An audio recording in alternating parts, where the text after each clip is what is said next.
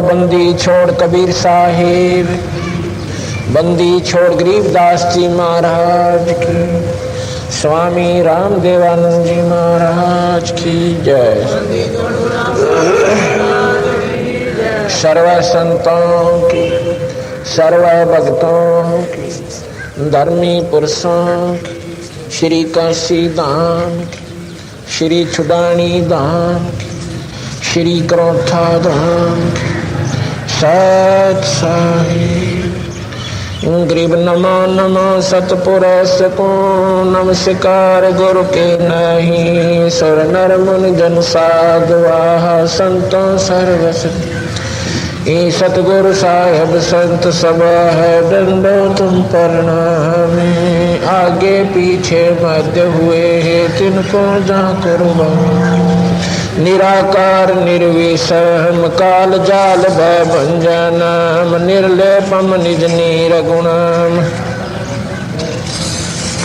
सोहम सुरति समाप्तम, सकल समाना नीरतलय, उज्ज्वल हिरंबर अर्धमा, ऐथा है वार पार नहीं मध्य तम गरीब जो सुमर सदोई, गणनायक गलताना करो पारस पद परवाना, आदि गणेश मनाओ गणनायक देवन देवा, चरण कमल लोला परम शक्ति संगीत मृद सिद्धि दाता सोई, अविगत गुण सत्य पुरुष निर्मोही, जगदम्बा जगदीशा मंगल रूप मुरारी, तन मन अर्पों शीशम, भक्ति मुक्ति सुर नर मुनि जन जाम, ब्रह्मा विष्णु महेशा शेष शेष मुख गाम, जय आदि गणेशा इंद्र कुबेर सरीखा, वरुण सबरथ जीवन जी का, मन इच्छा फल पाव 33 कोटि अदारा, उतर भव जल पारा, कट है यम की फांसी 33 कोटि अदारा, उतर भव जल पारा, कट है यम की फांसी, सत साहिब कबीर ये तन विष के बेलड़ी, गुरु अमृत की खान, शेष दिए जो गुरु मिले तो भी सस्ता जाए, कर जोरूं विनती करूं धरूं चरण पे शीश, गुरु राम देवानंद जी महाराज ने दिया नाम बख्शीश, कोट कोट सिजदा करूं कोट कोट प्रणाम, चरण कमल में राखियो मैं बंदी जाम गुलाम, अवगुण किए तो बहुत किए करत न मानी आरे, बावे बंदा बख्श दियो बावे गर्दन तारे, अवगुण मेरे बाप जी बख्शो गरीब नवाजे, जो मैं पूत कपूत हूँ बहुर पिता को लाजे,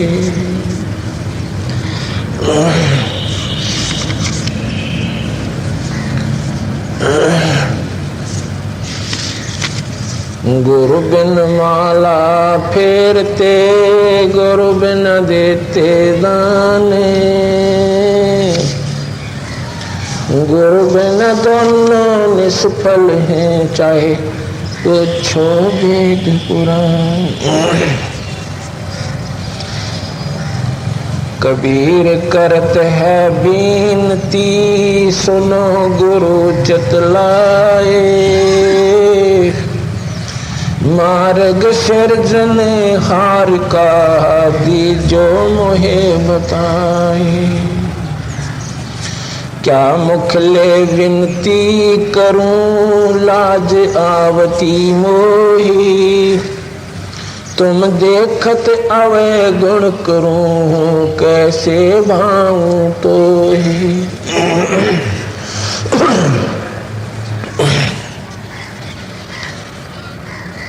सतगुरु तुम ना भूलियो बामे लाख लोग मिल जाही। हमसे तुमको बहुत है पर तुमसे हमको नहीं।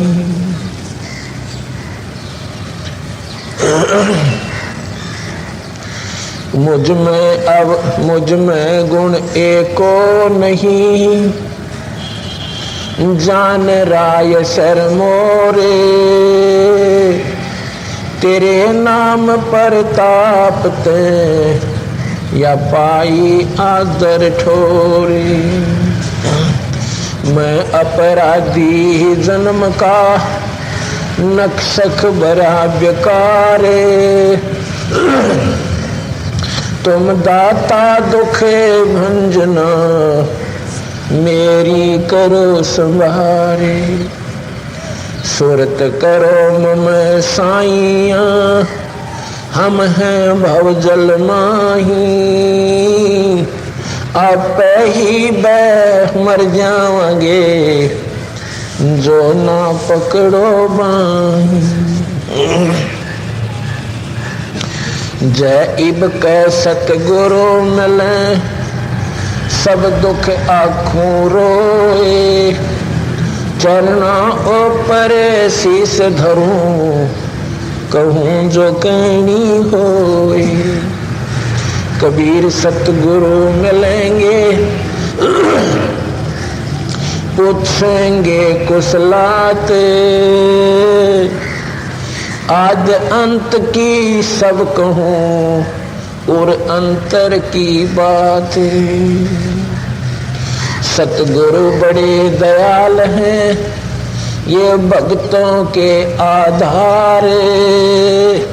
बरसागर अथा से ये पार उतारन आ रही।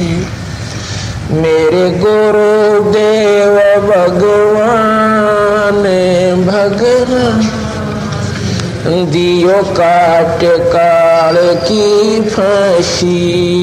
मेरे गुरुदेव भगवान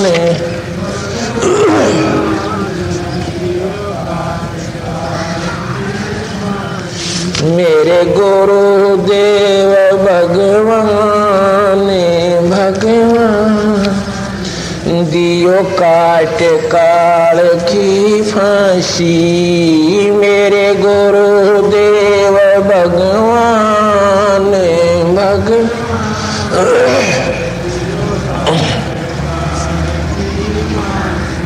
अवगुण किए घनेरे फिर भी भले बुरे हम तेरे।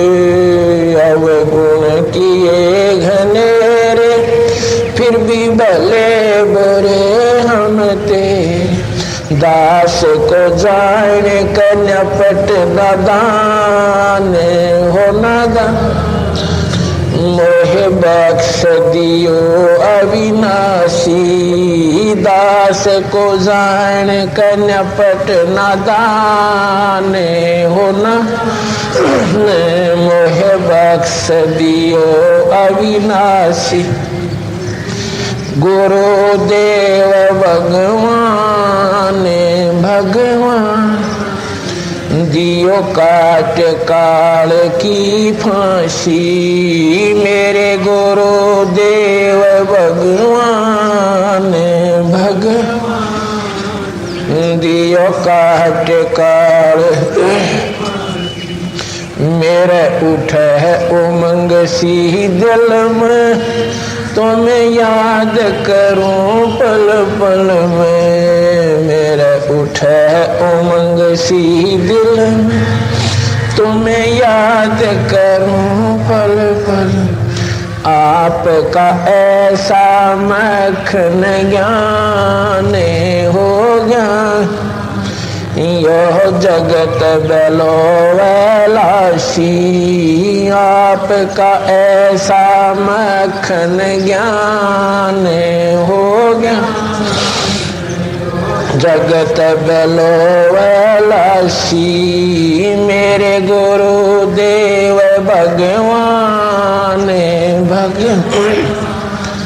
दियो काट काल की फांसी, मेरे गुरुदेव भगवान भगवान।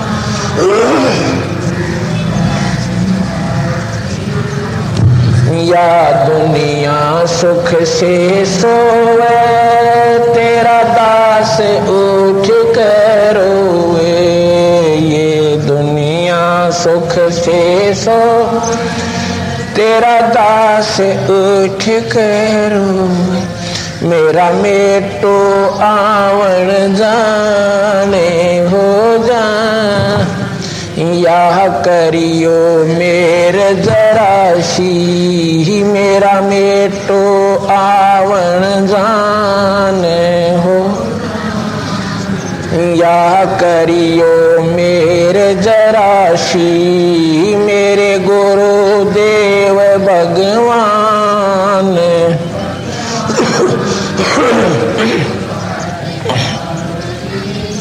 छे, मेरे गुरुदेव भगवान। दियो काट काल की, नहीं तपत शला पह जलना। को 84 का बहना, नहीं तपत शला पह जलना। 84 का बहना, रोग कटा सुमेरु समान हो समान। या गई तरसना खांसी, रोग कटा सुमेरु समान हो समान। या गई तरसना खांसी, मेरे गुरुदेव भगवान।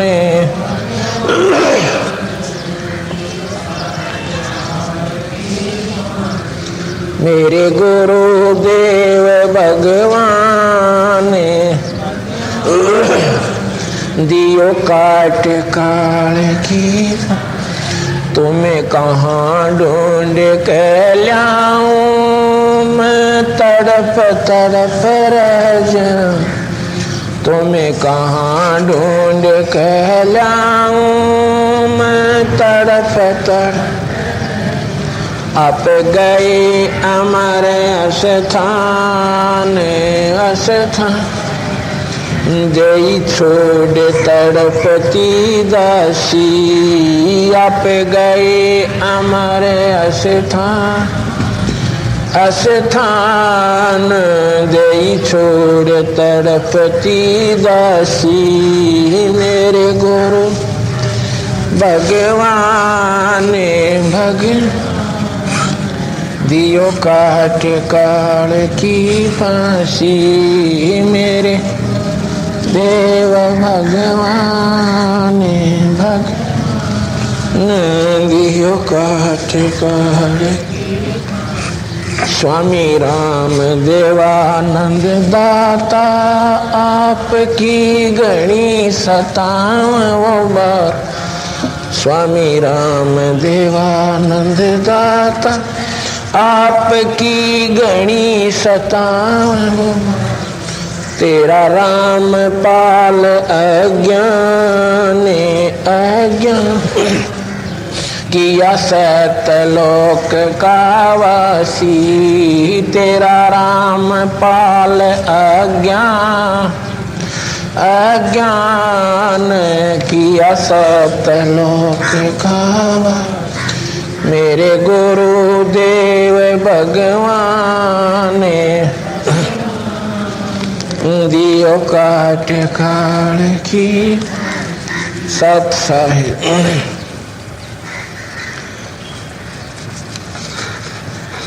आज परम पिता परमात्मा बंदी छोड़ भगवान कबीर साहब तथा उन्हीं के अवतार वही स्वरूप बंदी छोड़ गरीबदास जी महाराज की असीम कृपा से आज ऊना शहर के इस पिंपरी क्षेत्र में सतगुरु कबीर मत, सतगुरु कबीर साहब के विचारों के ऊपर ये सत्संग का आयोजन प्रारंभ हुआ।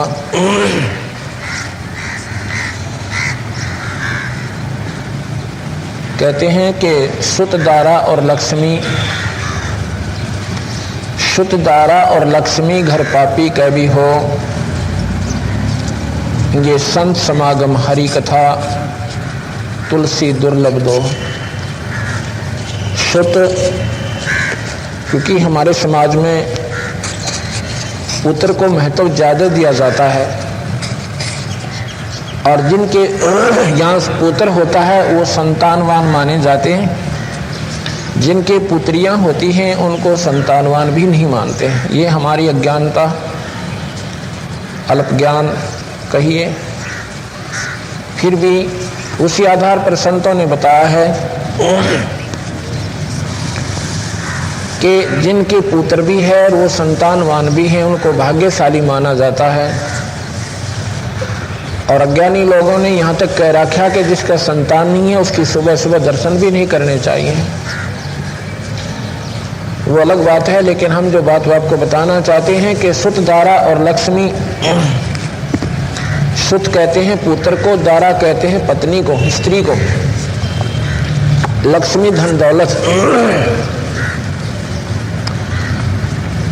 ये उन प्राणियों के घर पर भी हो सकती है जो सारा दिन परमात्मा को स्वप्न में भी याद नहीं करते, कभी ईश्वर को याद नहीं करते, ना कोई शुभ संस्कार उनके अंदर पड़े हुए, ना कोई अच्छे संस्कार समागमों में वो जाते और ना ही कोई धर्म के काम को जानते। उनके घर में भी वो सुख हो सकते हैं जिनको संसार सुख मानता है। किसको मानते हैं कि घर में कोठी हो, फैक्ट्री हो, कार हो, अच्छी बढ़िया व्यवस्था हो रहने की, भौतिक सुख। ये उन घरों में भी हो सकते हैं जो कभी भगवान को याद नहीं करते, क्योंकि उन्होंने पिछले किसी जन्मों में ऐसे अच्छे कर्म किए हुए हैं, ऐसे पुण्य किए हुए हैं जिनके आधार पर ईश्वर ने, मालिक ने उन्हें वह सुविधा दे रखी है। क्योंकि परमात्मा जैसा प्राणी ने किया हुआ है वो उसका पूर्ण देता है, वो रखता नहीं। ये उनका पिछला किया हुआ प्रारब्ध चल रहा है। वो बेशक से सुखी भी नजर आ रहे हैं। यदि ऐसे संत समागमों में संतों के विचार वो लोग नहीं सुन पाते, अपनी पिछली कमाई को वो खा के, खराब करके, बर्बाद करके और अपने मन में ये सोचते हुए कि हम कुछ भी नहीं कर रहे हैं, भगवान को कभी याद भी नहीं करते हैं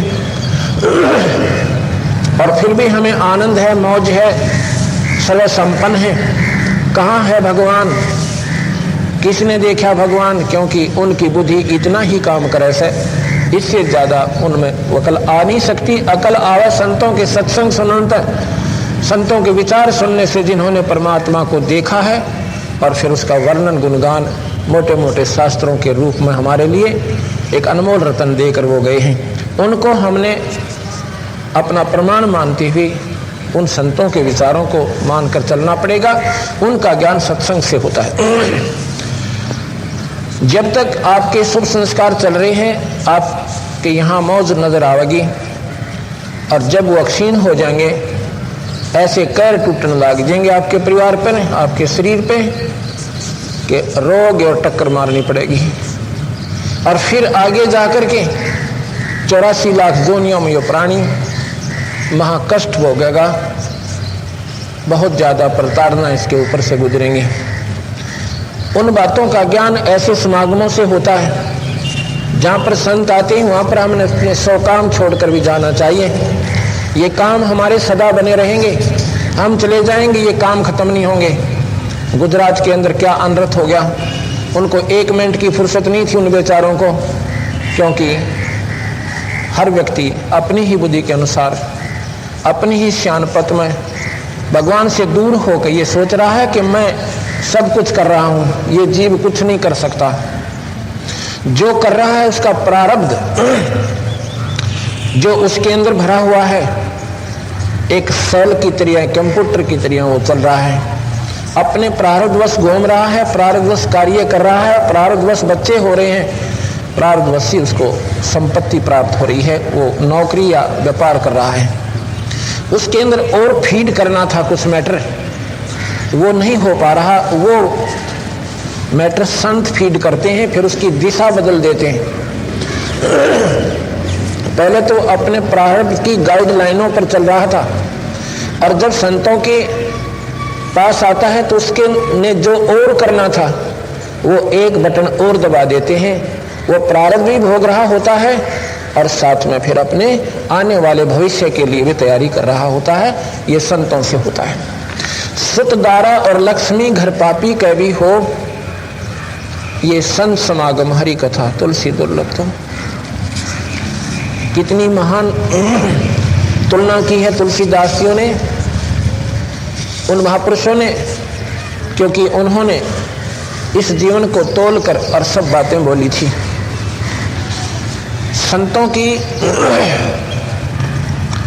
संतों का जो समागम है ये बहुत ही दुर्लभ है। ना जाने वर्षों पर्यंत कोई संत नगरी में आता है और उसके विचार जो हम नहीं सुन पाते तो हमारा दुर्भाग्य होता है, हमारे माड़े भाग होते हैं।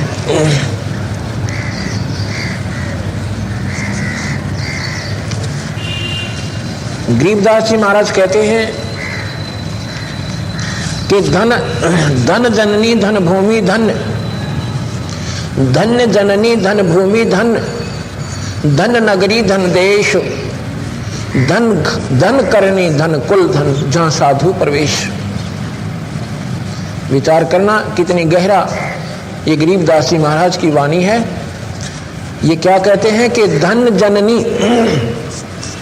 और धन भूमि, धन नगरी धन देश,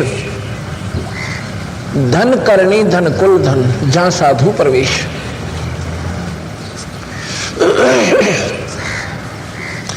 वो जमीन, वो भूमि धन्य है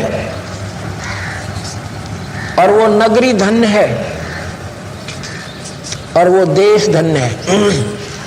अब देश में क्या आ गया? देश में आ गया महाराष्ट्र, नगरी में आ गया पुणे और भूमि में आ गया ये स्थान जहां पर संत विशेषकर अपना जो ज्ञान बांट रहे होते हैं, मार्गदर्शन कर रहे होते हैं। धन करनी धन कुल धन, जहां साधु प्रवेश। यहां पर कहते हैं धन करनी, करनी माने पिछली किए हुए शुभ संस्कारों को धन करनी कहते हैं, और कुल धन जहां साधु प्रवेश।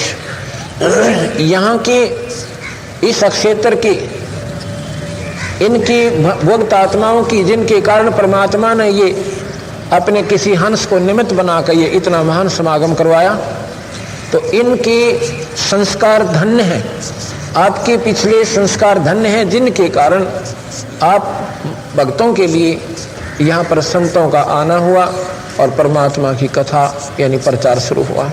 आपके पुण्य कर्म धन्य हैं, जिनके परिणाम स्वरूप वो दयालु परमात्मा अपने संतों की ड्यूटी लाकर आपको फिर जगाने के लिए, आपको फिर इस अंधेरे से हटाने के लिए, आपकी अज्ञानता को दूर करने के लिए कि भाई ये जीवन परमात्मा के पाने के लिए, शुभ कर्म करने के लिए, संतों का संग करने के लिए ईश्वर ने आपको दिया है। यदि हम संतों का समागम नहीं सुनते तो सत्संग सुने बिना हमें अपने मूल काम का ज्ञान नहीं होता। हमें ये मालूम नहीं होता कि हम किस लिए मनुष्य शरीर धार कर आए थे। यदि हम इनको ये सोचें कि बच्चों का सियाना हो जाना, इनका पालन पोषण कर देना, फिर ये बड़े हो जाए, इनका ब्याह कर दें, भगवान इनका संतान दे, पोता पोती हो गए, अब हम बेशक चले जावें, कोई दिक्कत कोई ना, जन्म हमारा सफल हुआ। ये तो आपने बर्बाद कर दिया, ये तो आपने खो दिया, ये सफल नहीं हुआ।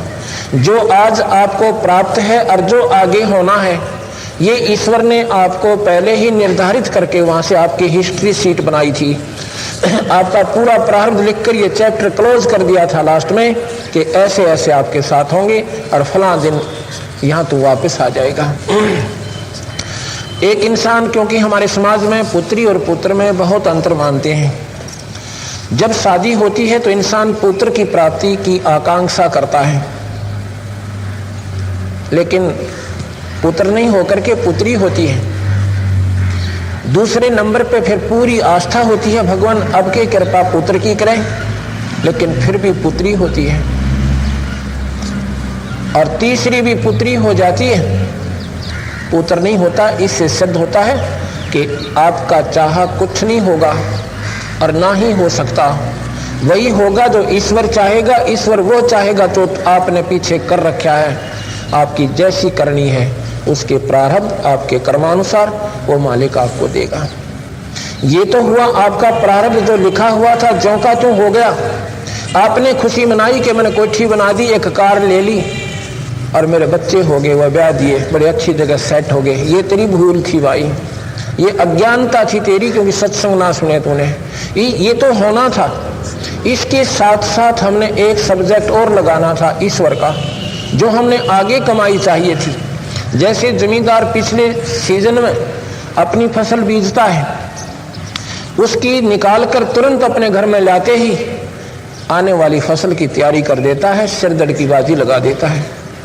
ऐसे ही हमने अपनी पिछली जो फसल तैयार करके अपने ठेकों में डाल रखी थी और उनमें से अब हम निकाल कर खा रहे हैं।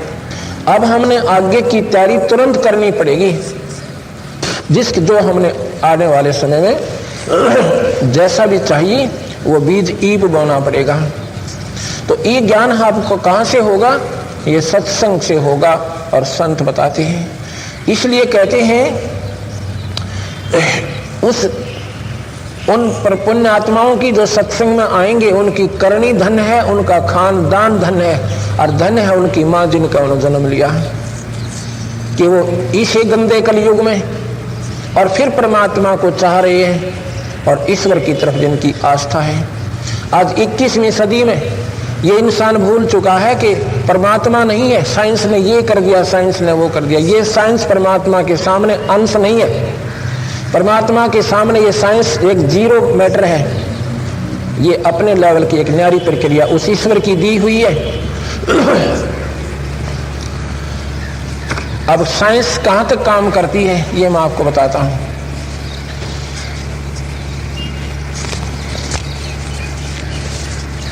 आज मेडिकल साइड में और टेक्निकल साइड में हर इंसान पूरी प्रगति मानता है, लेकिन परमात्मा के बिना वो भी पूरे नहीं हैं, इनकम्प्लीट हैं, अधूरे हैं। एक आपको परमात्मा की रजा सुनाता हूं। भक्त राज सिंह पुत्र श्री हरिराम, गांव कथूरा, तहसील गोहाना, जिला सोनीपत, हरियाणा, स्टेट हरियाणा। वो राज सिंह यही है क्या? अभी था यहां पर, उसको बुलाना एक बार। भक्त राज सिंह यहां आने की कृपा करें। इसने अपनी आप बीती कहानी हमें लिखकर दी है। भगवान और साइंस में कितना अंतर है यहां पता चलेगा। ये बताता है कि मैं हरियाणा का रहने वाला हूं।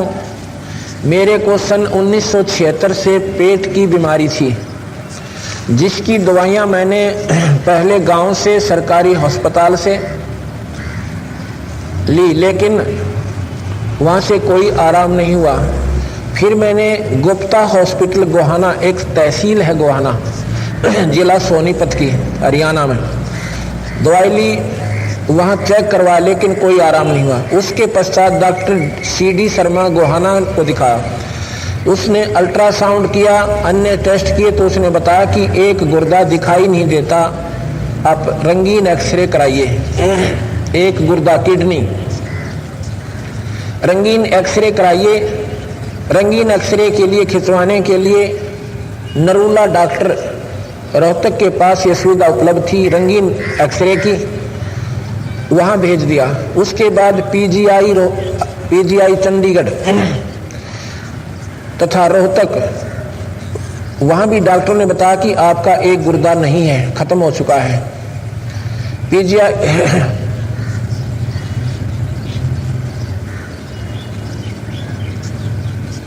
30 वर्ष तक मैं अपना 25 वर्ष तक मैं अपना इलाज करवाता रहा। जब मैं दवाई खाता तो कुछ आराम होता, कुछ समय पश्चात सिर दर्द हो जाता, लेकिन पूर्ण रूप से ठीक नहीं हुआ। मैं भक्त रविंद्र, ये विजय ट्रांसपोर्ट के जो मालिक हैं, जिन्होंने ये सारा समागम अपने लेवल पर करवा रखा है, सभी खर्चा ये अपने मालिक के नाम पर कर रहे हैं, एक परमार्थ समझ के कि यहाँ ये ट्रक ड्राइवर था, ट्रक ड्राइवर का काम करता था, अब भी है, लेकिन बीच में नौकरी छोड़ गया था इसी दुख में कि इससे कार्य होना बंद हो गया था। थोड़े से चलते ही श्वास तक जाते थे, दम फूल जा।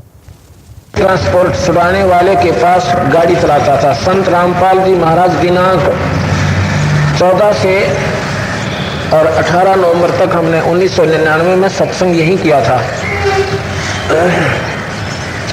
पूना में एक सप्ताह खुला पाठ करने आए हुए थे। जब मैं पूना पहुंचा तो मैंने भक्तों को बताया कि मेरे ऐसे 76 से पेट में तकलीफ रहती है, डॉक्टरों ने गुर्दा समाप्त बताया है। भक्तजनों ने बताया कि आप भाई सतगुरु जी आए हुए हैं, उनसे नाम दान ले लो, भगवान का भजन करो, आप बिल्कुल ठीक हो जाओगे। ये पूर्ण परमात्मा है, ये जो चाहे सो कर सकते हैं। तब मेरे ऊपर सतगुरु महाराज की दया हुई, मैंने नाम ले लिया।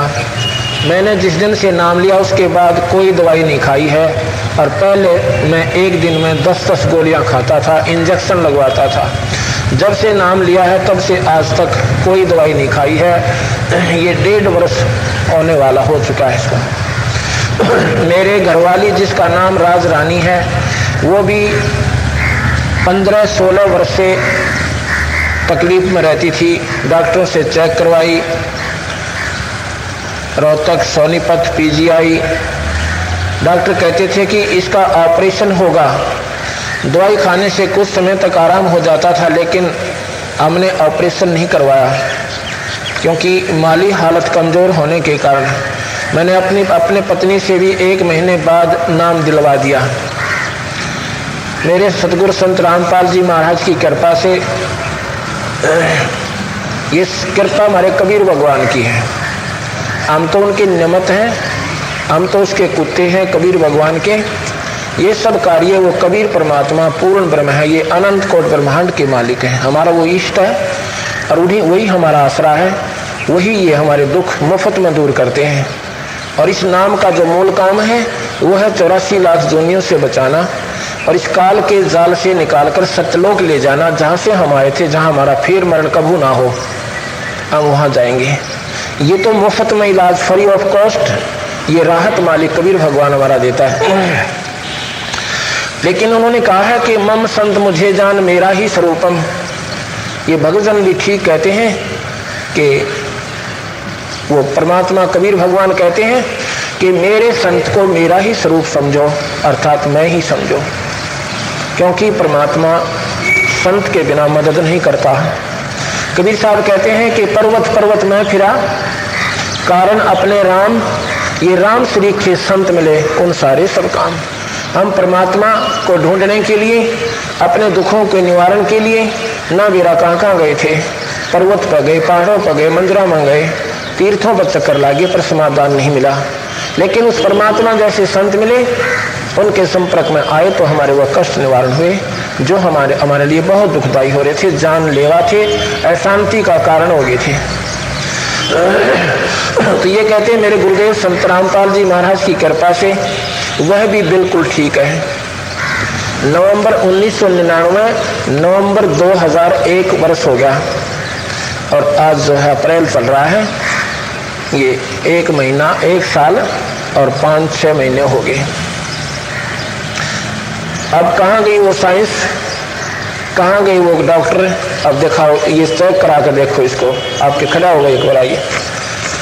और पहले की रिपोर्ट है इसके पास, कोई ना सोचा कि वो तुक्के मारते होंगे इतनी दूर आकर कौन देखने जा से। पूरा एड्रेस बता देंगे, आने जाने का किराया देंगे। किसी का शक हो तो ऐसे ही कह रहे होंगे इतनी दूर आकर कौन देखने जा। ये भगत जी का फोटो लीजिए।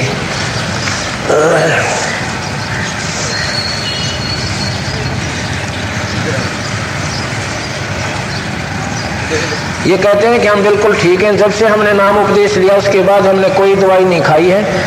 आज दिनांक 12/3/2001 तक हमारा पूरा परिवार संत श्रोमणी बंदी छोड़ गुरु रामपाल जी महाराज की शरण में है। मेरी माता जी को 20 वर्ष से हिचकी आती थी जिसका कोई इलाज नहीं था, नाम लेते हुए बिल्कुल ठीक होगी। अब बताओ, एक परिवार में 3 सुख उस कबीर भगवान की कृपा से है, वो पूर्ण परमात्मा है। मैं तो ये कहता हूँ कि मेरे सतगुरुदेव भगवान ने हमारा बर्बाद परिवार आबाद कर दिया। हे गुरुदेव, ऐसी दया मेरे दुखी परिवार पर की है, ऐसी दया सभी पर करना। आप स्वयं कबीर साहब हैं, गरीबदास जी महाराज हैं, अवतार के अवतार हैं। ये उन्होंने अपनी महिमा, मेरी महिमा गा रखी है, पर ऐसा मैं नहीं हूँ जैसा ये बेचारे अपनी श्रद्धा से कह रहे हैं। बाकी आप बताइए क्या नाम है आपका? माइक दियो।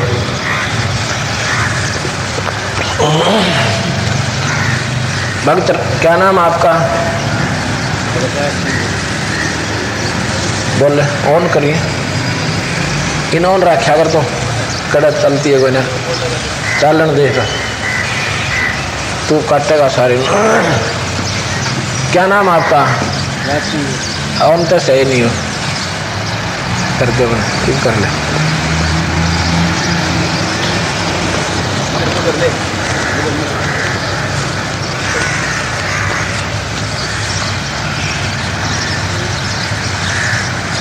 उड़ चेक कर लेगा, ये दे दे। भगतराज सिंह जी, हरिराम जी, गांव कथुरा जी, जिला सोनीपत, तहसील गोवाना जी, हरियाणा। हरिराम जी, गांव कथुरा जी, तहसील गोवाना, जिला सोनीपत जी, हरियाणा। हाँ जी, ठीक है जी, बिल्कुल जी। सत्सायो जी, सूर्यदेव की जय। सत्साय का सवाल है, साइंस की अपनी स्थिति है, वहां तक साइंस भी सत्य है क्योंकि ये भी हमारे सामने अपना खेल खेल रही है, पर परमात्मा के सामने साइंस कुछ नहीं है। जिसने ये केमिकल बनाया, जिसके ऊपर साइंस आधारित है, वो ईश्वर ही है। जिसने ये शरीर बनाया, जिसके कारण से साइंस प्रकट हुई, वो भी ईश्वर के द्वारा कृत है। ये 5 तत्व का पुतला, ये मिट्टी उस ईश्वर ने बनाकर ये चालू कर रखी है। इसमें ये सब सिस्टम फिट कर रखा है, जिसके आधार पर ये मनुष्य का आकार बनकर वही प्राणी अब उस साइंस को भी ढूंढ रहा है। लेकिन वो साइंस भी उस ईश्वर की कृपा से वही इस मनुष्य के अंदर आकर प्रवेश करके वो शक्ति परम और ये साइंस की आविष्कार करवा जाते हैं। हम व्यक्ति विशेष पर आधारित हो जाते हैं कि उसने अन्वेषण किया। नहीं, ईश्वर के बिना यहाँ पत्ता नहीं हिल सकता और ना ही हिलेगा। अब हम आपको ये बताना चाहते हैं कि संतों के सत्संग के बिना ये जीव कति अधूरा है, और सत्संग सुनने के बाद जो जीवन चेंज होता है, बदलाव आता है हमारे जीवन में, वो एक अनमोल होता है। तो सत्संग में जब हम आते हैं उस दिन हमारा बहुत ही पुण्य कर्म हमारे साथ होता है। नहीं तो इंसान साथ से निकल जाएगा, सत्संग में नहीं आ सकता, क्योंकि उसके माड़े भाग, उसके जो अशुभ संस्कार उसको दबाव दे करके वहाँ से एकदम बाईकाट कर रहे हैं, साइड से ले जा रहे हैं, बाईपास कर ले जाते हैं। एक समय की बात है, हम एक जगह पंजाब के अंदर सत्संग करने जाते थे, सेकंड संडे को, द्वितीय रविवार को। दिन में सत्संग करते थे हम 9 से 11। तो उन जहां हम सत्संग करने जाते थे उन भक्तों का कोई रिश्तेदार आया हुआ था, अच्छी चंडीगढ़ के अंदर, उनकी चंडीगढ़ हरियाणा और पंजाब की राजधानी है, एक बहुत उत्तम शहर है, स्वच्छ शहर है। उसमें उसका अच्छा कोई व्यापार बिजनेस था और वो किसी कारणवश वहाँ गांव में आया हुआ था। वो शुक्र को आया था, शनिवार को रुका। उसने चंडीगढ़ जाना था। फिरोजपुर के पास एक छोटा सा कस्बा है तलवंडी भाई। तो उन्होंने प्रार्थना की उनके रिश्तेदारों ने कि आज आप रुक जाइए, कल सत्संग सुन के जाइएगा। उसने कहा कि मैंने कल जो है बहुत जरूरी काम है और एक 5-6 लाख रुपए का कांट्रैक्ट है, ऐसी पार्टी आएगी, उससे मैंने 1 बजे का समय दे रखा है। वहां जाना मेरा अति आवश्यक है, नहीं तो सारा काम चौपट हो जाएगा। उन्होंने कहा कि परमात्मा जो चाहेगा वही होगा, क्योंकि जिन्होंने ईश्वर पर विश्वास हो गया वो तो यही बातें कहेंगे, और जो अपने में सियाने हैं, अपनी बुद्धि के अनुसार चल रहे हैं, वो इंसान हमेशा मार खाते हैं। उनको काफी समझाया, कहा, आग्रह किया, पर नहीं माने। प्रार्थना भी की कि नहीं, आप क्या जानो हमारे बिजनेस के बारे में, हमारा जो है सर्वनाश हो जाएगा, ये हो जाएगा। उन्होंने कहा कि कल आप यहाँ से 11 बजे भी चलोगे, 3 घंटे का रास्ता है, 2 बजे पहुंच जाओगे, टेलीफोन कर देंगे उनको। लेकिन वो जो पाप कर्म था ना, वो दबाव ज्यादा दे रहा था, नहीं रुका। वो वहां से चल दिए। अंबाला एक शहर है हरियाणा का, जो पंजाब के निकलते ही अंबाला की सीमा शुरू हो जाती है हरियाणा की। अंबाला शहर है, जिला है, और वहाँ जीटी रोड है, ये नेशनल हाईवे। वहाँ एक ट्रक था बजरी लोडेड,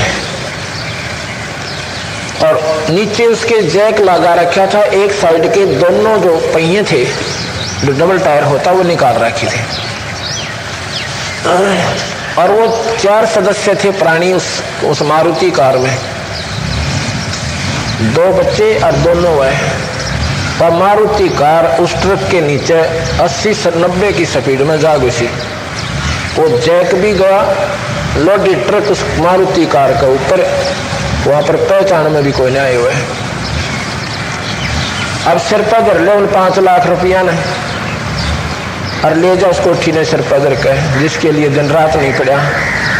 अगर ये बातें आपके हृदय में घर कर जाएंगी, आप परमात्मा को प्रथम रखोगे। अगर परमात्मा को प्रथम रखता तो वो बला भी टल जाती। कहते संसरण में आनते आई टले बला, और जब मस्तिष्क में सूली होगा कांटे में टल जा। पर हम इन बातों को विचार कम करते हैं, सुनते ज्यादा हैं। सुनते बहुत सत्संग है, पर अमल नहीं करते। सत्संग का सुनना जब है जब आपके ऊपर उसका असर हो जाए, आप अपना जीवन बदल लें। सत्संग सुने, बीड़ी पीवे, हुक्का पीवे, मांस की टाल को ना पान चापे और दारू पी ले। ये क्या सत्संग सुनते हो आप सत्संग नहीं सुनते, आप ड्रामाबाजी करते हो। सत्संग सुनने के बाद हमारे विकार कम हो जाने चाहिए, हमारे अंदर कुछ बदलाव आना चाहिए, कुछ चेंजमेंट होनी चाहिए। अन्य व्यक्तियों में हमारे में बहुत अंतर हो जाना चाहिए, हमारा स्वभाव बदल जाना चाहिए। कोई गाली देता है, अपना सब्र कर लेना चाहिए। उससे कहते हैं आवत गाली एक है, उल्टे होत अनेक, कह कबीर ना उल्टी हो रह जाए एक की एक। आपको कोई गाली दे रहा है, क्योंकि वो तो पूरा जोर शोर से गुस्से में है, आप वहां चुप हो जाइए, बोलिए मत ना। एक देगा, दूसरी भी दे सकता है, तीसरी भी देगा, वह एक ही रहेगी। घनी ज्यादा जब होंगी जब आप उल्टी बोल पड़ोगे, फिर तो लट्ठम लट्ठा मुक्कम मुक्का और जान से भी हाथ धो बैठ सकते हो। गाली ही से उपजे, गाली ही से उपजे कलह कष्ट और नीच। हार चले सो संत है और लाग मरे सो नीच। गाली तय कलह कष्ट नीच माने मौत। गाली कलह का तो प्रथम गढ़ है ही, कलह होगी और फिर कष्ट फिर है ही, कई दिन तक मनमुटाव बना रहेगा, या फिर इतनी भयंकर भी हो सकती है कि आपकी मृत्यु भी हो सकती है। मीच माने मृत्यु। गाली ही से उपचे कलह कष्ट और मीच, हार चले सो संत है। हार गया ना वो संत है और लाग मरे सो नीच। अब लड़ाई करके तो ना कौरव जीत पाए ना पांडव जीत पाए। अब यहां कहोगे कि कौरव तो हार गए पांडव जीत गए थे, कुछ नहीं जीता पांडवों ने। कुछ दिनों के बाद हिमालय में जाकर गलकर मर गए और छोड़ गए सारे राज्य को और किए हुए पापों की गठड़ी अपने सिर पर धर ले गए, अनर्थ को प्राप्त हुए, नरक को प्राप्त हुए। यहाँ पर हार जाना संत का प्रथम लक्षण होते हैं। तो इस ये ज्ञान आपको सत्संग से शुरू होगा। अब कहते हैं जो तो को काटा बोए और वाह को बो तू फूल, तो है फूल के फूल है वाह को है त्रिशूल। ये आप विचार करके, हम इनको अपने जीवन में ढालते नहीं, सुनते सुनते। आपका कोई बुरा करता है, आप उसका भला करने की चेष्टा करके देखियो नाम लेने के बाद। वैसे भी लेकिन उपदेशी होने के बाद जो कार्यान्वयन होगा वो ज्यादा जल्दी होगा। वैसे आप करोगे वो समय आने पर होगा, लेकिन नाम लेकर के आप ऐसा करोगे तुरंत आपको लाभ देगा। कहते हैं जो तो को काटा बोए उसको बो तो फूल और तोहे फूल के फूल है उसने है त्रिशूल। एक समय की बात है, एक जयदेव नाम के भक्त आत्मा, एक लड़का था, शादी होगी थी, लड़का था, एक पत्नी थी। तो संत जन जो है बड़े परमात्मा पर आस्था रखने वाले थे, अच्छे शील स्वभाव के थे। उन्होंने क्या था कि चलते रहते थे, पैसा रोजी रोटी उनका सिर्फ कथा करना ही था। किसी गांव में बैठ के, शहर में बैठ के कथा करते थे, लोग उनको जैसा भी पैसा वैसा दे देते थे, उसके आधार पर अपने बच्चों का पालन पोषण करते थे। एक दिन वो किसी शहर के बाहर जाके बैठ जाते हैं, किसी धर्मशाला में बैठ जाते हैं और सत्संग शुरू कर देते हैं, अपने विचार भक्तों को बताना शुरू करते हैं, अच्छी विचार देते हैं, उसकी चर्चा राजा तक पहुंच जाती है। राजा बड़े धार्मिक थे, राजा और रानी दोनों ही बड़े धार्मिक थे। उन्होंने संत को अपने पास बुला लिया। संत जी वहां चले जाते हैं। उन्होंने कहा कि महात्मा जी आपके बहुत अच्छे विचार हैं, आपने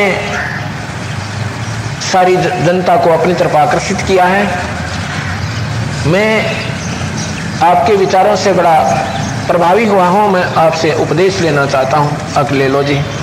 मेरी आपसे प्रार्थना है गुरुदेव कि आप मेरे बाग में रहो, जनता यहाँ आएगी, सत्संग सुन जाया करेगी, हमें आपके भोजन का लाभ मिल जाएगा, आपकी सेवा मिल जाएगी। सुबह सुबह हम आपके दर्शन करा करेंगे, सुबह से हम चर्चा सुना करेंगे। तो महात्मा जी वहाँ रहे।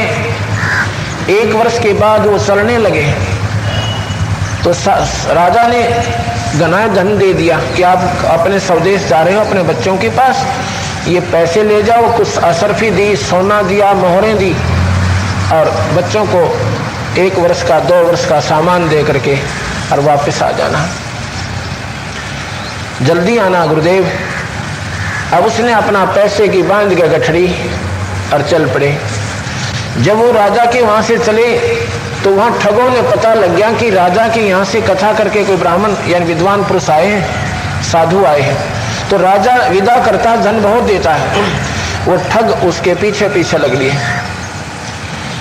उनसे कहते हैं भैया कहाँ जाएगा, क्योंकि भक्त आत्मा साफ आत्मा के होते हैं। कहने लगे जी मैं जाऊंगा फलाना शहर में। उन्होंने कहा हम भी उधर ही जा रहे हैं। तो उसने कहा धन्य है भगवान तेरा कि इसे बियाबान जंगल से हमने गुजरना था और साथ में मेरे पास भाई पैसे बहुत हैं, और कहीं ऐसा ना होता कोई चोर उचक के लूट लेते। धन्य है मालिक तेरा, धन्य है तेरा। देख 2 साथी और भेज दिए। अब उनको ये भी मालूम पड़ गया कि ये तो धन तो जरूर ले रहा है, अच्छा धन है, और चल पड़े। रास्ते में जाकर के कहते हैं कि ये पैसे हमें दे दो। वो कहता नहीं भाई, ये तो मेरी 1 साल की मेहनत है, मेरे बच्चे भूखे हैं, मैं अपने बच्चों को देकर आऊंगा, आप इनमें से कुछ ले लो। अब नहीं, सारा छीन लिया। दूसरा कहने लगा कि ये राजा का आदमी है, राजा को बताएगा, हमें ढूंढ कर कुल्लू में पीट देंगे, हमें मरवा देगा। कहते इसका ऐसा काम करते हैं, ये मरे ना जीवे। दोनों हाथ काट दिए और कुएं में डाल दिया, कूप में डाल दिया कि मर जाएगा, खत्म हो जाएगा। उस कुएं, और वहां आसपास कोई आदमी नहीं, यहाँ कोई आएगा नहीं इसको निकालने वाला, चिल्ला चिल्ला कर मरेगा, तैर ये सकता नहीं। वो चले जाते हैं डालकर। इतने में वो मालिक की कृपा होती है कि वहां बंजारे आ जाते हैं। वहां उन्होंने अपना पड़ाव डाल दिया कुएं का आसरा देख के, और भेजा कि 2-4 व्यक्ति जाओ पानी भर लाओ अपने कबीले खातिर पानी, क्योंकि खाना बनाने के लिए लाइन लगी पानी लाने वालों की।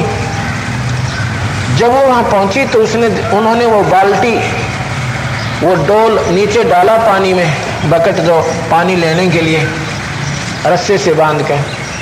तो जो ही उसने उसमें डाला तो उसने दोनों हाथों को उस बाल्टी में फंसा दिया। वो जल्दी ही आ चुके थे। जब उन्होंने निकालना चाहा तो उसमें बहुत भारीपन लगा कि ये क्या, कहाँ अड़गी बाल्टी। 4-5 ने लग के ऊपर ने खींचा तो वो साथ ही आ रहा है। उन्हें कहा तुम कौन है?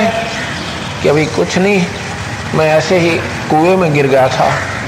बाहर निकाला कि तेरे हाथ कहाँ गए? कि मुझे नहीं मालूम क्या हुआ, किसने क्या किया कि पता नहीं, कुछ नहीं कहा उसने। वो अपने नायक के पास ले आए, अपने मालिक के पास ले आए। बहुत अच्छे वैद्य रखते थे साथ में बंजारे। बंजारा किसे कहते हैं? व्यापारी लोग। पहले ट्रांसपोर्टेशन जैसे आजकल ट्रकों से होती है, मालगाड़ियों से होती है, उसमें बैलों के माध्यम से करते थे। बैल गाड़ी भी नहीं थी, क्योंकि ऐसे उबड़ खाबड़ रास्तों में से जाना गुजरना होता था। तो बैलों के ऊपर जैसे गधों पर गोंद रखते हैं, बोरे रखते हैं, ऐसे बैलों के ऊपर बड़े बड़े बोरे रखा थे। तगड़े तगड़े बैल रखा करते, 5-5, 6-6 मन, 8-8 मन वजन को उठा लेते थे अपनी कमर पे। और उसमें खांड, जो भी उस समय का गुड़, चावल, चीनी जो भी थी वो ले जाते थे। तो वहाँ उन्होंने जब रोका तो साथ में वैद्य बुलाया उस मालिक ने तुरंत कि इसके औषध लगाओ, इसकी पट्टी करो। ऐसी अच्छी दवाई थी कि चीस भी बंद और उसका खून भी बंद है। तो उन्होंने अपना खाना बनाया। जयदेव से कहा खाना खाओ कि भूख नहीं है मुझे, आप खाओ खाना। जैसा भी उसने कहा, जी रोटी जैसी खाई गई खाई। फिर कहता है कि कहाँ जाएगा? कि मुझे ये सामने वाले नगर में छोड़ देना। वापस ही उस राजा के घर पे आ जाते हैं। जब राजा ने सुना कि संत वापस आ गए और सेवकों ने बताया उसके नौकरों ने कि उनके दोनों हाथ कटे हुए, तो जी राजा और रानी दोनों भाग कर दौड़ कर आते हैं। कहने लगे गुरुदेव ये क्या हुआ आपको? कहने लगे कि मेरा भाग्य हुआ, मेरा कर्म हुआ, कुछ नहीं हुआ। वो कहते हैं, राजा कहता है कि मुझे बता दो गुरुदेव एक बार, उन नीचों को अभी पकड़ के किसने क्या किया आपके साथ? आपके सामने उनको सूली तोड़वा दूंगा। नहीं राजा, ये हमारा काम नहीं है, ये सूली साड़ी तोड़ना भगवान जाने, वो जाने, उनका काम जाने। मेरे को किसी ने कुछ नहीं किया और ना मुझे मालूम मेरे साथ हुआ क्या। अब देखो फिर आगे क्या होता है। राजा इतना सियाने थे कि पैसे भी छीने होंगे। उन नीचों ने पैसे के चक्कर में इस महापुरुष को मारना भी चाहा होगा। तो उसने, राजा ने उनके घर पर पैसे भिजवा दिए, उस संत के घर पर इतने भिजवा दिए कि सारी उम्र उन पर खत्म ना हो। और महापुरुष को बता दिया कि ऐसे ऐसे महाराज जी चिंता ना करिए, बच्चों के पास सारी व्यवस्था हमने करवा दी। वो 12 वर्ष वही रहे, घर नहीं गए। फिर घर यूं नहीं गए कि अगर मेरी पत्नी मेरी हालत देखेगी तो हो सकता है ना मेरा के बीतता उसके ऊपर है। 12 वर्ष वहीं रहे। उसके बाद क्या होता है कि एक दुर्भिक्ष पड़े, 3 अकाल पड़ गए लगातार, और जो वो राक्षस लोग जो मार कर उस महापुरुष के हाथ काट कर पैसे ले गए थे, उनका जो धन था वो समाप्त हुआ। उसके बाद उन्होंने सोचा कि जो महापुरुष जो राजा है वो बहुत धार्मिक है, संतों का आदर करता है। उनने भी अपनी 2-4 गीता के श्लोक घोट लिए, रामायण महाभारत सब ने बेरा सहे, ये कथा सब सुनी रहे हैं, सबने ज्ञान है। तो दोनों ने एक ब्राह्मण जैसा भेष बनाकर, लंबी चोटी तिलक पिलक लाकर और लेकर अपनी पोथी काख में, और दोनों चल पड़े। कि राजा के पास चलेंगे, वो तो मर चुका है, हम कथा करा करेंगे और गणाए धन देगा, चल लेंगे। अब क्या होता है कि शाम का समय था, 4 बजे हुए थे, सत्संग कर रहे थे वो संतजन जयदेव जी, दोनों हाथ कटे हुए। उधर से वो दोनों ठग इस उद्देश्य से पहुंच जाते हैं कि राजा के पास अपनी दाल गलावेंगे और उनको कथा सुना के और माया लेकर आएंगे। जो ही वो पहुंचे, बिल्कुल वो एकदम मोड़ ऐसा कटता था कि बिल्कुल सामने राजा बैठे, रानी बैठी, महात्मा सत्संग कर रहे हैं, सैकड़ों भक्तजन बैठे और 20-30 सैनिक बंदूक लिए खड़े, सिपाही। वो बिल्कुल सामने जब प्रकट हुए, उन्हें सामने आए तो उन्हें देखा तो भाई वही है, क्योंकि दोनों हाथ कटे हुए। वो तो ना तो उन्होंने वापस ना जा करके आगे ही जाने में अपनी भलाई समझी। अगर वो मुड़ जाते, हो सके उनको गोली मार देते, क्योंकि राजा की वहां से एकदम बिना पूछे वापस चला जाए इंसान तो उसमें कोई कमी होती या पकड़े जाते। तो उन्होंने जाकर के देखा तो जयदेव ने ये उसके पहचान में आओ थे, चलो आए भी या ना आए, क्योंकि संतों की एक दृष्टि और होती है। खड़ा हुआ और वो ब्राह्मण जैसा भेष, विद्वानों संतों जैसा भेष देखकर खड़ा होकर प्रार्थना करते हैं कि राजा ये बड़े पहुंचे हुए विद्वान आए हैं, इनको आसन दो। राजा ने गजल्ले बिछवा दिए, चादर बिछा दी, बैठो महापुरुषों, और कहने लगे इनके चरण लो। दोनों राजा और रानी ने उनके चरण छुए और 1 वर्ष तक रखे, वहां पर जिक्र भी नहीं होने। उनने सोचा कि तुम पहचान में कौन आए। अच्छा, 1 वर्ष रखा, मोहन भोजन खवाए, कतीनों उनको आभास भी नहीं होने दिया कि मैं आपका दुश्मन हूं या तुम मेरे दुश्मन हो। जब वर्ष अंत हुआ तो उन ठगों ने के सोचा कि पैसे मिलेंगे जब चालन की तैयारी कराएंगे, जब हम यहाँ से विदाई लेंगे तो राजा पैसे देगा, वैसे तो देखो ना रोटी मिलना है रोज। तो 1 वर्ष के बाद उन्होंने सोचा कि महाराज हम जा रहे हैं, अपने देश को लौट रहे हैं। तो जयदेव ने राजा से कहा कि ये हमारे 2 दोस्त हैं, ये महापुरुष विदा करो और इनको इतना धन दे दो कि सदा याद रखें आपको। राजा ने ये घोड़े बुलवा लिए, घोड़िया के ऊपर कट्टे भरवा दिए, बोरी भरवा दी सोने और चांदियां की और रुपया चांदी के रुपयों की, और ये कहा कि इनको इनके घर तक लिवा कर छुड़वा के आना है। रास्ते में बड़ा भयंकर जंगल है, ना जाने कोई अनहोनी ना हो जा। राजा ने सिपाही, बंदूकों वाले सैकड़ों सैनिक और 500 घोड़े और उनके साथ कर दिए, भरकर माल लाद के। अब देखो अंत होता हर एक चीज का। अब वो क्या करते हैं कि आपस में बातचीत कर रहे हैं, सैनिक पूछ रहे हैं उनसे कि आपका जयदेव क्या लगता है, आपको बहुत आदर देता है, आपका बड़ा सम्मान करता है। महाराज कहते हैं नीच न त्यागे नीचता। नीच व्यक्ति अपनी प्रवृत्ति को बदलते नहीं, सत्संग में रहकर भी संतों के संग कर कभी नहीं बदलते। गरीबदास जी महाराज कहते हैं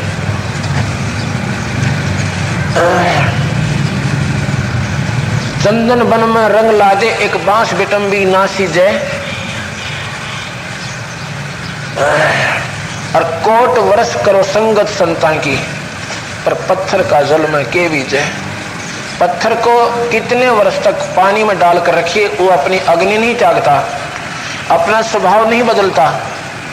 इसी प्रकार कहते हैं कि चंदन वन में रंग ला दे, चंदन का पेड़ दूसरे आसपास के पेड़ों को भी चंदन बना देता है, अपनी कंटिन्यूस स्मेल छोड़ के, गुड स्मेल छोड़ के, अपनी लगातार सुगंध छोड़ के। लेकिन बांस पर असर नहीं होता, बंबू जिसे कहते हैं, इस पे चंदन भी फेल हो जाता है, उसमें वो जगह को ना कि उस सुगंध को वो अडॉप्ट कर सके, उसमें वह समा सके। ऐसे ही जो नीच वृत्ति के व्यक्ति हैं वो सत्संग सुन भी लेंगे, उनमें वो समावेश नहीं कर सकते, वो विचार जो संत उनके अंदर डालना चाहते हैं वह शरंज भी मुड़ जाती है, जिसके माध्यम से वो दवाई डालना चाहते हैं। कहते हैं कोट वर्ष करो संगत संता की, पत्थर का जल में के भीजे, एक चंदन वन में रंग ला दे, पर बांस बिटम्बी ना सींचे। जो बिटम्बी, पाखंडी, अभिमानी, बांस सबसे लंबा होता है और अपने उस लंबाई का अभिमान करता है, भाव ये हमारे कहते हैं। गरीबदास जी कहते हैं गिरवर जड़ बडेर हैं ये माया के धनवंत, रावण की जो लुटेंगे जहाँ पावड़े नहीं संत। तो जो इस प्रकार वो क्या हुआ, उनका कोई असर नहीं हुआ। उन्होंने क्या जवाब दिया जब सैनिकों ने पूछा कि ये जयदेव आपका क्या लगता है, आपका बहुत आदर करता है, आपका बहुत सम्मान करता है। तो वो क्या बोले कि करे क्यों नहीं, हमारा इसके ऊपर बहुत बड़ा एहसान है। वो क्या है जी, एक बार हम एक राजा के यहाँ रहते थे, ये इसने ना रानी के साथ खोटा कर्म कर दिया। राजा तो इसको जान से मरवा रहा था, चौड़े में सूली तुड़वा रहा था। हमने प्रार्थना की, वो राजा हमारा शिष्य था, हमारे आदेश से उसने इनको मारा नहीं, पर इसके हाथ कटवा दिए।